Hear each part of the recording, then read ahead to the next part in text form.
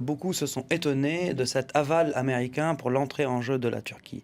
Mais les Américains, ils ont fait leurs calculs, ils ont constaté qu'avant la reprise en main du régime à Alep, que les rebelles, sous la houlette djihadiste, après la dissolution du Front al-Nosra, ils ont réussi à briser le siège. Et donc, dans le nord syrien, le projet politique viable qui paraissait le plus viable pour les rebelles, c'était le projet des djihadistes. Et les territoires contrôlés par les rebelles modérés, si je puis dire, se réduisaient comme peau de chagrin. Et là, on voit la ville d'Alep, donc il y a le YPG kurde, il y a toutes les zones en violet, c'est les zones pro-régime, et le reste, c'est les zones rebelles. Donc le régime a repris effectivement la main. Et là, on va venir à ce qu'ont fait les Turcs dans le nord.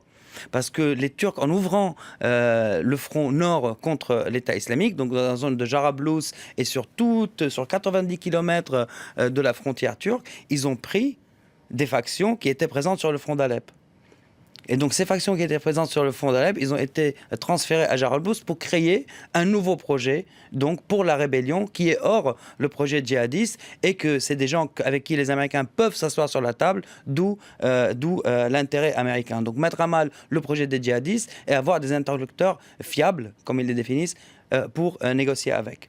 Alors, ça arrange les Américains, ça arrange aussi un autre camp qui n'est pas vraiment allié de Washington, ce sont les Russes. Effectivement, ça arrange les Russes. Il faut se rappeler que Erdogan avait visité Poutine et que Joe Biden avait visité la Turquie avant le début des offensives à Jarablus. Donc Jarablus, c'est cette ville qu'on voit là, et les 90 km, c'est toute cette zone-là qui a été perdue par l'État islamique, mais où le PKK a aussi reculé. Donc l'intérêt des Russes, il est où?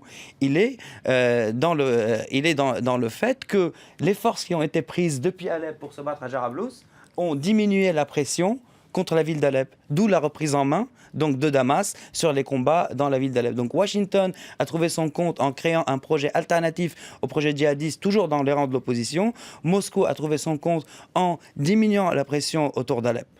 Bon, il y a quand même des perdants dans cette affaire. Il y a quand même des perdants. Les premiers perdants, bien sûr, géographiquement, c'est l'État islamique, même si la frontière n'était plus importante parce qu'elle était quasiment hermétique depuis un moment. Mais aussi, au niveau politique, les vrais perdants sont les Kurdes syriens du YPG qui essayaient de rejoindre leurs deux réduits, donc de l'Est et de l'Ouest à Afrin, et créer cet État rêvé, donc cette autonomie en Syrie. Et les autres perdants, donc au niveau politique, c'est la rébellion islamiste, la plus radicale, qui a perdu parce qu'il y a un nouveau projet qui est plutôt acceptable par les décideurs, qui voit le jour sous l'égide de la Turquie. Donc pour le profit des décideurs ou des capitales qui décident, donc Washington et Moscou, les factions ont perdu. Et là, les plus grosses pertes, en tout cas au niveau politique, c'est encore une fois pour les Kurdes syriens du YPG et pour les factions islamistes du nord d'Alep. Elle est un peu ironique finalement cette situation aujourd'hui, des alliés qui aident leurs adversaires au péril de leurs alliés. C'est un peu le serpent qui se mord la queue parfois. C'est un peu le serpent qui se mord la queue, mais ça démontre encore une fois le court-termisme de la vision américaine pour la guerre en Syrie. Ils ont oublié tout le conflit au profit de combattre donc les djihadistes de l'État islamique. Ils ont armé les Kurdes parce que les Kurdes étaient pour eux les plus à même de mener ce combat, mais ils ont oublié en même temps que les Kurdes mènent leur propre combat. Avant de combattre les djihadistes, ils se battent pour leur propre réduit national ou leur propre canton. Ça, ils l'ont oublié.